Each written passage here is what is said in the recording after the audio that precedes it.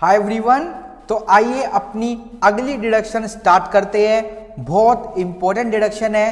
अगर आप किसी को दान देते हो तो डोनेशन के लिए आपको छूट कैसे लेनी है वो चीज हम अब डिस्कस करने जा रहे हैं। डिडक्शन का कॉन्सेप्ट आपको समझ आ गया होगा कि डिडक्शन हम क्यों क्लेम करते हैं। इससे हमारी टैक्स लायबिलिटी कम हो जाती है। ग्रॉस टोटल इनकम पे आप डिडक्शन का फायदा उठाकर टोटल टैक्सेबल इनकम कम कर लेते हो और उससे आपका टैक्स भी कम बनता है। तो चलिए डिडक्शन की सीरीज में अगली डिडक्शन पे चलते हैं। डिडक्शन अंडर सेक्शन 80G, आइए इसके बारे में एक बार बात करते हैं। चलिए, deduction in respect of donation. Donation आपने किसको दी? To certain funds. जो फंड्स क्या होंगे? अप्रूव्ड। अभी मैं आपको लिस्ट बताऊंगा कि कौन कौन से फंड हमारे अप्रूव्ड हैं। या फिर आपने किसी अप्रूव्ड चैरिटेबल इंस्टीट्यूशन को क्या दिए? छूट दिए, जो 80G में रजिस्टर्ड है अंडर इनकम टैक्स एक्ट 1961। जब आप एक ट्रस्ट हो तो आपको फॉर्म 10A भरना होता है। आपको रजिस्ट्रेशन सर्टिफिकेट मिलता है 80G में कि जो भी डोनर आपको दान देगा उस डोनर को छूट मिलेगी। किस सेक्शन में? 80G में। ठीक है जी, तो चलिए आइए एक बार स्टार्ट करते हैं। सेक्शन 80G, एलिजिबल असेसी, किस किस को छूट मिलेगी देखते हैं। An assessee who pays any sum as donation to eligible funds और institution is entitled to a deduction subject to certain limitation। ये लिमिटेशन क्या होगी अभी पढ़ेंगे। फ्रॉम ग्रॉस टोटल इनकम यानी GTI। तो कोई भी असेसी हो, यहां पे किसी इंडिविजुअल, किसी पार्टनरशिप फर्म, किसी HUF, किसी कंपनी की बात नहीं हो रही। कोई भी असेसी हो, whether individual, whether firm, whether HUF, whether company, जो भी डोनेशन देगा उनको छूट मिल जाएगी। सब्जेक्ट टू सर्टेन लिमिटेशन का मतलब क्या है? There are 4 category. 80G को हमको 4 कैटेगरी में पढ़ना है। कैटेगरी नंबर फर्स्ट कहती है जितना भी पैसा दान करोगे सबकी छूट मिल जाएगी विदाउट एनी क्वालिफाइंग लिमिट। कोई भी कोटा नहीं है। अगर आप कैटेगरी नंबर फर्स्ट की बताई गई जगहों पर डोनेशन करते हो, दान करते हो, 100% छूट मिल जाएगी, एक भी रुपया नहीं काटा जाएगा। Deduction qualifying for 100% deduction donation, qualifying for 100% deduction without any qualifying limit. ये क्वालिफाइंग लिमिट क्या होता है अभी हम भी देखेंगे, बट कैटेगरी नंबर फर्स्ट में कोई भी क्वालिफाइंग लिमिट का रोल नहीं है। कैटेगरी नंबर 2 कहती है डोनेशन क्वालिफाइंग फॉर 50% डिडक्शन, 50% छूट मिलेगी।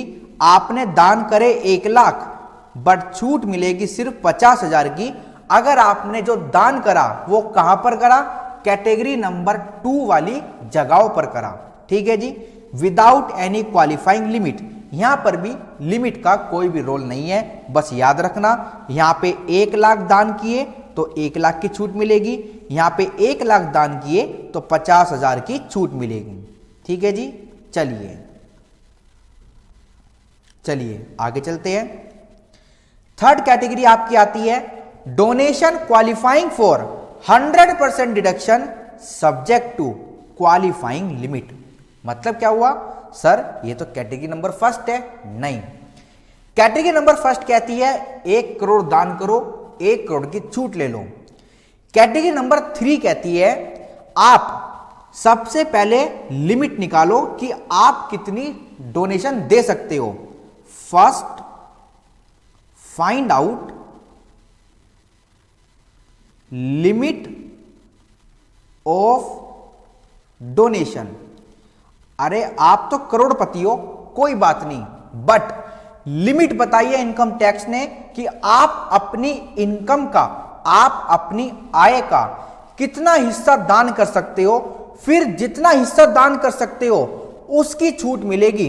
अगर जो आपकी क्वालिफाइंग लिमिट निकल के आई है वो 2 लाख आई है और आप कैटेगरी नंबर 3 वाली जगहों पर दान करते हो तो इस पूरे के पूरे 2 लाख की छूट मिल जाएगी, कोई भी परेशानी वाली बात नहीं है, ठीक है। बट सबसे पहले हम देखेंगे कि आप दान कितना कर सकते हो। आपका मन बहुत है दान करने का, आप खूब करो, आपकी जेब से कैश का आउटफ्लो पक्का होगा। बट अगर आपने कैटेगरी नंबर 3 में दान करा तो सबसे पहला स्टेप आप अपनी लिमिट देखोगे कि आप कितना दान कर सकते हो, फिर उस लिमिट का 100% आपको छूट मिल जाएगी, ठीक है।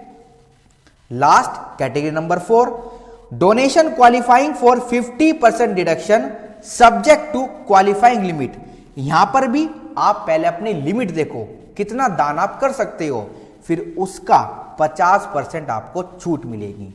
आप कितना ही दान करो बट 50% तक छूट मिलेगी, ठीक है जी। क्वेश्चन जब कराऊंगा सब चीजें समझाऊंगा, अभी के लिए प्रोविजन समझते हैं। आइए सबसे पहली कैटेगरी स्टार्ट करते हैं, donation qualifying for 100% deduction without any qualifying limit. Step 1 यहां पर कुछ भी नहीं है, 1 करोड़ दान करा 1 करोड़ की छूट मिल जाएगी। दान कहां पे करना आइए बताता हूं। पहला, द नेशनल डिफेंस फंड, ये लिस्ट याद रखना, अपने दिल में बसा लेना, क्योंकि एग्जाम पॉइंट ऑफ व्यू से और प्रैक्टिकल लाइफ से जब आप प्रैक्टिसिंग प्रोफेशनल बन जाओगे तो दोनों ही पॉइंट ऑफ व्यू से ये लिस्ट बहुत इंपॉर्टेंट है। पहला, the national defence fund setup by the central government. दूसरा, the prime minister national relief fund, ठीक है जी। तीसरा, prime minister Armenia earthquake relief fund. Next, the Africa public contribution India fund. Next, the national children fund. Next, the national foundation for communal harmony. Next, approved university और educational institution of national eminence. Next देखते हैं, chief minister earthquake relief fund Maharashtra. Chief minister earthquake relief fund Maharashtra में अगर आप contribute करते हो तो भी आपको छूट मिल जाएगी। नेक्स्ट देखते हैं, एनी फंड, कोई भी ऐसा fund setup by the state government, जो स्टेट गवर्नमेंट ने सेटअप किया, ऑफ गुजरात, गुजरात की सरकार ने, क्यों, exclusively for providing relief to the victims, पीड़ित जिनको गुजरात अर्थक्वेक से नुकसान पहुंचा उनके लिए एक फंड बना। उस फंड में अगर आप दान करते हो तो 100% की छूट आपको मिल जाएगी। नेक्स्ट 10th, एनी जिला साक्षरता समिति constituted in any district for improvement of primary education in village, गांव में, एंड टाउन यानी कस्बों में, for literacy and post literacy activity. तो अगर कोई ऐसा फंड बनाए जो एजुकेशन को प्रमोट करता है गांव में या फिर छोटे कस्बों में, तो वहां पर भी आपको छूट मिल जाएगी। Next, national blood transfusion council और any state blood transfusion council whose sole objective is the control, supervision, regulation or encouragement in India of the services related to operation and requirement of blood bank। कोई ऐसा संस्था, कोई ऐसा fund जो blood bank के लिए बना, चाहे वो नेशनल ब्लड कन्फ्यूजन आपकी ट्रांसफ्यूशन काउंसिल हो या फिर वो स्टेट ब्लड ट्रांसफ्यूशन काउंसिल हो, जिनका काम ब्लड पहुंचाना है पीड़ितों तक, उनके अगर आप दान करते हो तो आप छूट ले सकते हो। Next, any state government fund setup to provide medical relief to poor. राज्य सरकार का कोई भी ऐसा फंड जिससे आप क्या करते हो, गरीबों की मदद करते हो इन देयर मेडिकल रिलीफ, तो आप छूट ले सकते हो। Next, the army central welfare fund और इंडियन नेवल बेनवोलेंट फंड और air force central welfare fund established by the armed forces of the union for the welfare of past and present as well as member of such forces or their dependents. Next, the Andhra Pradesh Chief Minister Cyclone Relief Fund, which is established in 1996. Next, the National Illness Assistance Fund. Next, the Chief Minister Relief Fund or Lieutenant Governor Relief Fund in respect of any state or union territory. ये list आपको याद रखनी है. Next, 17th, the National Sports Fund set up by the central government. Next, the National Culture Fund set up by the central government. Next, the Fund for Technology Development and Application set up by the central government. Next, National Trust for Welfare of Persons with Autism एक बीमारी का नाम है, कैरेबल palsy एक बीमारी का नाम है, मेंटल रिटार्डेशन एक बीमारी का नाम है एंड मल्टीपल डिसेबिलिटीज. आगे चलते हैं. 21st, द स्वच्छ भारत कोष set up by the central government other than the sum spent by assessee in pursuance of CSR under section 135 subsection 5 of the Companies Act 2013. Companies law में आप पढ़ेंगे या पढ़ चुके होंगे, हमको CSR करना होता है 2% एक नेट प्रॉफिट का. तो ये आपका स्टैट्यूटरी कंप्लायंस है एज पर कंपनीज एक्ट. इसकी छूट आप हमसे डिडक्शन में नहीं ले सकते. ठीक है जी. बट हां, अगर आप CSR के अलावा इस फंड में निवेश करते हो तो आप हमसे छूट ले सकते हो. Next, 22, the clean Ganga fund set up by the central government where such assessee is a resident. Assessee resident होना चाहिए. Other than the sum spend in pursuance of CSR under section 35 subsection 5 of the companies act 2013. जो खर्चा आपने CSR में करा उसकी छूट नहीं मिलेगी. हां जी. 23, the national fund for control of drug abuse. 24th and last in the our list, prime minister citizen assistance and relief in emergency situation fund, जिसको शॉर्ट में बोलते हैं PM केयर्स फंड.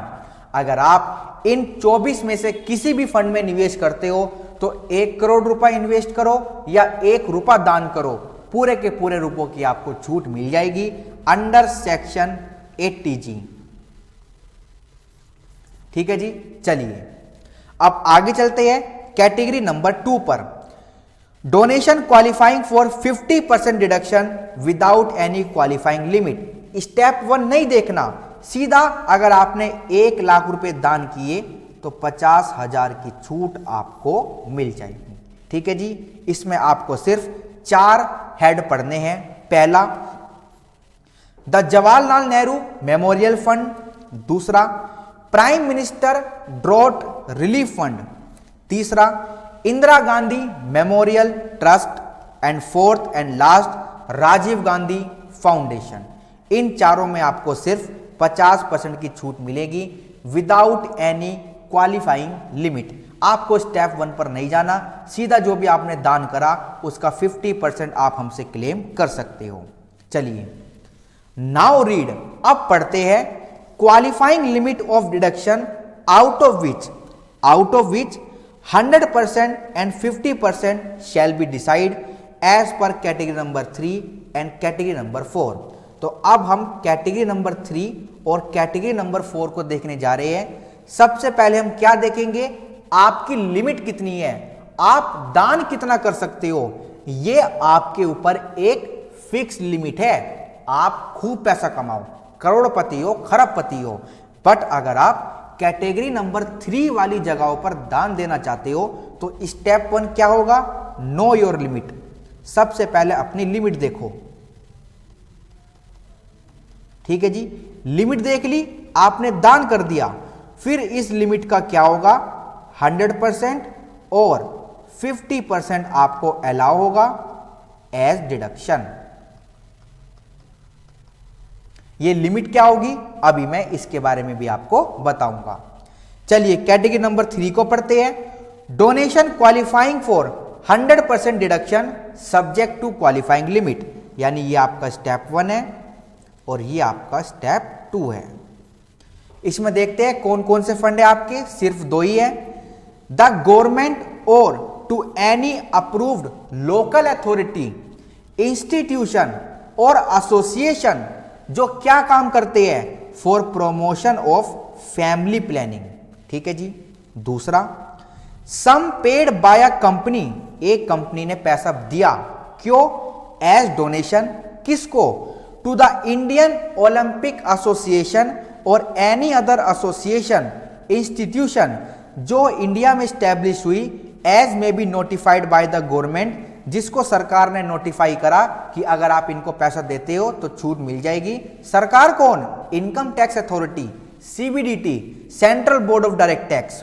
क्यों, for the development of infrastructure for sports और game, कोई ऐसी association जो stadium की देखभाल करती है, हमारी क्रिकेट टीम की देखभाल करती है, हॉकी टीम की देखभाल करती है, स्पोर्ट्स को प्रमोट करती है, और the sponsorship of sports, sports की स्पॉन्सरशिप लेती है, एंड गेम्स इन इंडिया।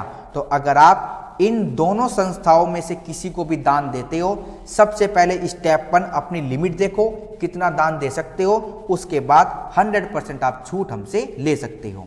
ठीक है जी। चलिए अब देखते हैं category number 4, donation qualifying for 50% deduction subject to qualifying limit. सबसे पहले आप स्टेप 1 पे आएंगे, यानी कि know your limit, know your limit. फिर आप स्टेप 2 पर आएंगे, यानी 50% डिडक्शन आपको मिल जाएगी, और ये 50% आप किसका निकालोगे, जो आपकी लिमिट निकल कर आई देखते हैं यहां पर कितनी जगह है।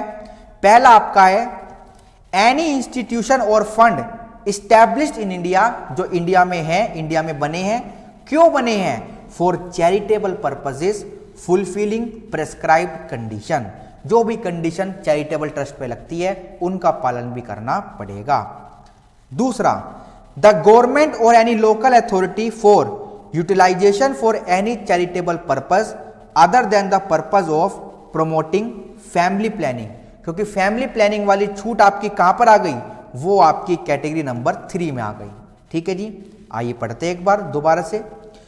कोई भी ऐसी सरकार, कोई भी ऐसी लोकल अथॉरिटी जो क्या करती है, फंड का यूज करती है, कहां पर, चैरिटेबल पर्पस में।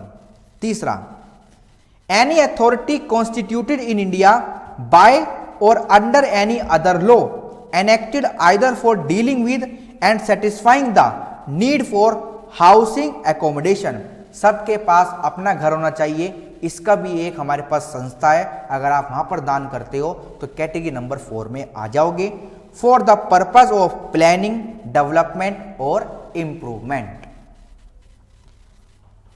चलिए 4 देखते हैं। Any corporation established bye the central government, कोई भी ऐसी कंपनी जिसको केंद्र सरकार ने स्थापित किया और स्टेट गवर्नमेंट या फिर राज्य सरकार ने स्थापित किया, क्यों, for promoting the interest of the members of a minority community, जो माइनॉरिटी कम्युनिटी के लोग होते हैं उनको इक्वालिटी नहीं मिलती, उनको इक्वालिटी दिलाने के लिए कुछ संस्था बनी गई है, अगर आप उन संस्थाओं को दान करते हो तो कैटेगरी नंबर 4 में आप आ जाओगे। 5th and last, for renovation और repairs of notified temple mosque, यानी हमारे मस्जिद यानी गुरुद्वारे, हमारे चर्च और अदर प्लेसेस ऑफ हिस्टोरिकल या फिर आर्कियोलॉजिकल और आर्टिस्ट इंपोर्टेंस, और which is a place of public worship of renowned through out any state और स्टेट्स। राज्यों की कोई ऐसी एसोसिएशन जो मंदिर, मस्जिद, गुरुद्वारे, गिरजाघर की देखभाल करती है, उनको अगर आप दान करते हो तो आपको छूट मिल जाएगी।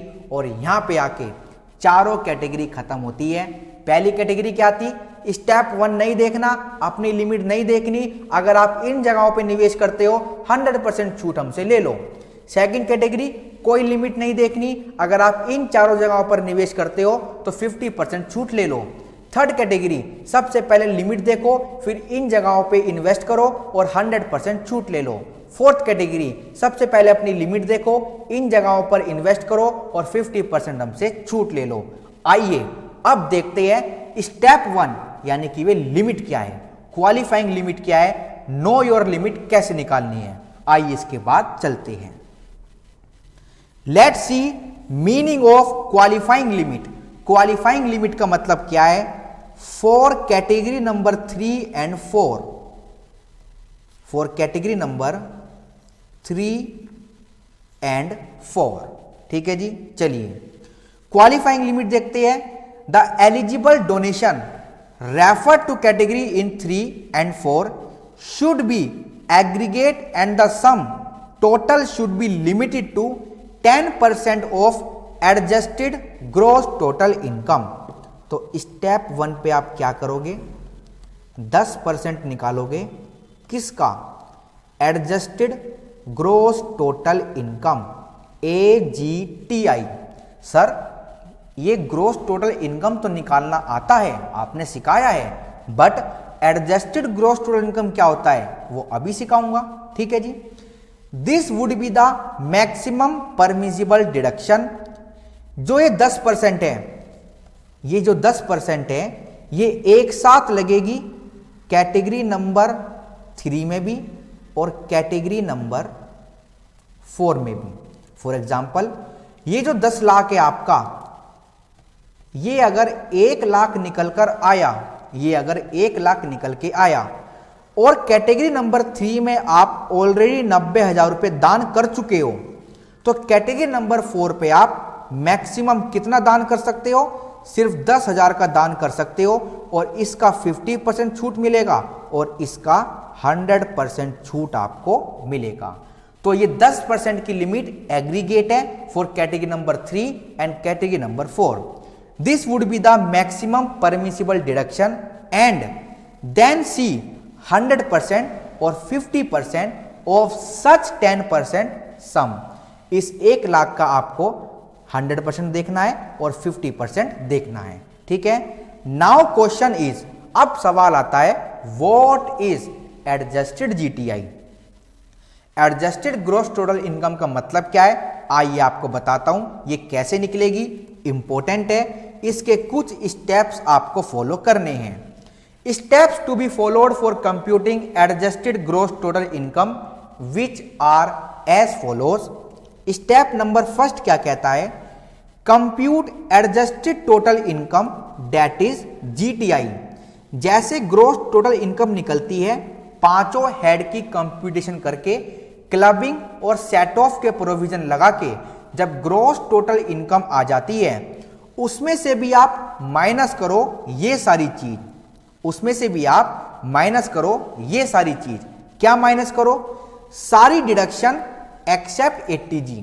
इस डिडक्शन को छोड़ के जितनी भी डिडक्शन आपको मिलती है सारी माइनस कर लो, आगे की भी जो अभी हम डिस्कस करेंगे, पीछे की भी जो हम डिस्कस कर चुके। Short term capital gain taxable under section 111A, ये क्यों माइनस करवा रहे हैं? क्योंकि ये फ्लैट टैक्सेबल होता है, इसमें से डिडक्शन की छूट नहीं मिलती। कोई भी डिडक्शन की छूट नहीं मिलेगी उन इनकम में से जिन पर फिक्स रेट लगता है, जैसे आपका short term capital gain, long term capital gain और आपकी कैजुअल इनकम। तो ये आपकी क्या है? Flat tax rate income. ये भी आपको माइनस करनी पड़ेगी, क्योंकि अगर इनमें से आपने छूट ले ली तो टैक्स कम हो जाएगा, इनकम टैक्स अथॉरिटी को नुकसान हो जाएगा। सिमिलरली माइनस करो long term capital gain taxable under section 112 and 112A, capital gain में हमने ये देखा था। Next, any income on which income tax is not payable, सारी एग्जम्प्टेड इनकम को हटाओ।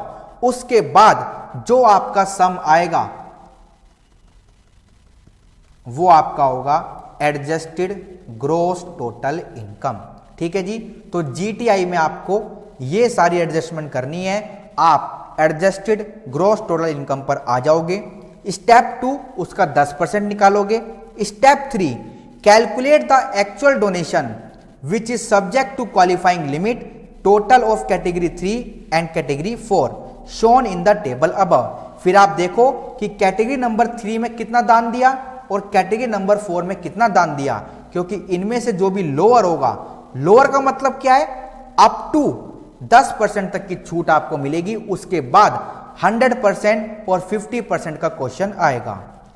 लोअर ऑफ स्टेप 2 और step 3 is the maximum permissible deduction that is up to 10% of adjusted gross total income allows, but 10% is maximum if category number 3 and 4 if both are available to the assessee।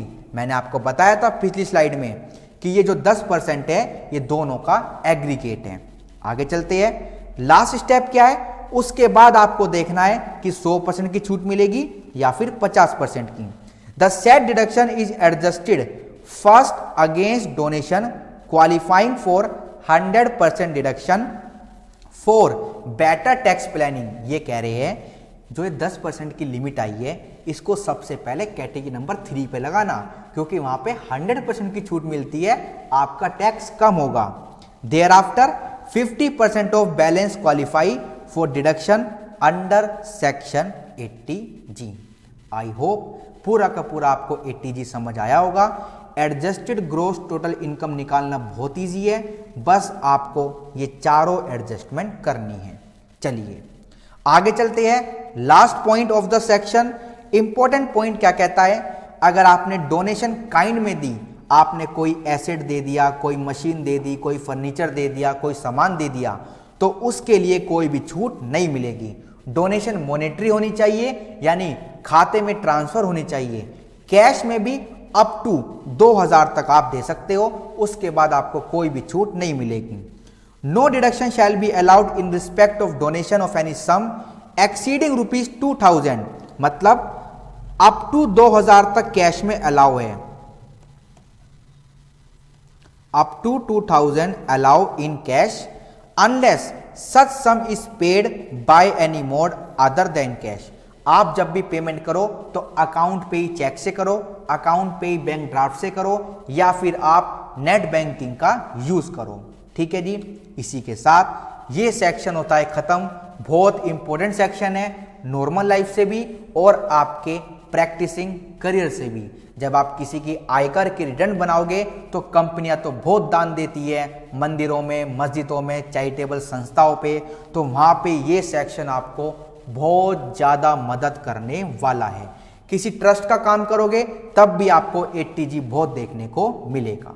Okay, तो चलिए ये section होता है खत्म। जब हम अपनी question की सीरीज पर आएंगे तो क्वेश्चन भी जरूर करेंगे। Okay, thank you so much.